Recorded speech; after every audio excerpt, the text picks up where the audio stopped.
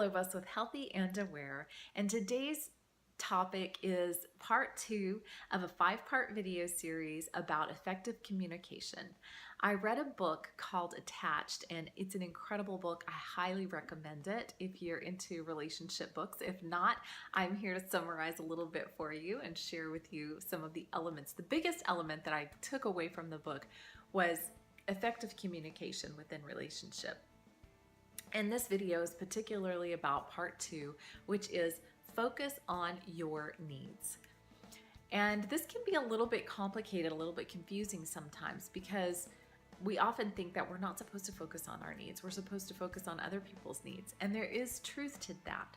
However, it is also important to have a balance and to be willing to focus on your own needs. And there are some good reasons for that. One of them is that when you focus on your needs, then it allows everybody in the relationship to understand who you authentically are and match themselves up to that if that is what works for them. So, for example, one of the things that I need in relationship and that I absolutely love is communication throughout the day. And if I'm not communicating throughout the day, I feel just kind of disconnected. And so it doesn't have to be anything major or big, but for me to not express that and let someone else know that I'm in relationship, that this is something that I desire and that I really enjoy, then I might find myself getting frustrated within that relationship.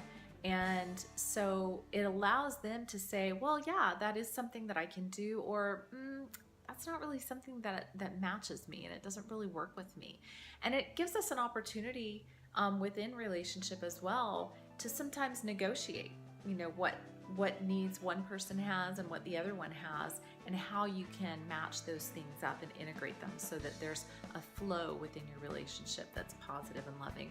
And then also there are times that you have needs that the other person doesn't have and has no desire to have, and it gives you a time, if you're kind of in the beginning of a relationship, where you can just be honest about who you are, express your needs, express your desires, and then they can decide whether or not that matches them and works for them. And if it doesn't, you can kind of go your separate ways and find people that do match up, that it does match. So it's a really great opportunity focusing on your needs. Now, when you focus on your needs, though, it's also very important to take your partner into consideration and think about who they are as well. So I hope that you are able to implement this in your life on an ongoing basis in all of the relationships that you have, and it will help you to live in authenticity and awareness as well. And in the meantime, be empowered with health and awareness. Have a great day.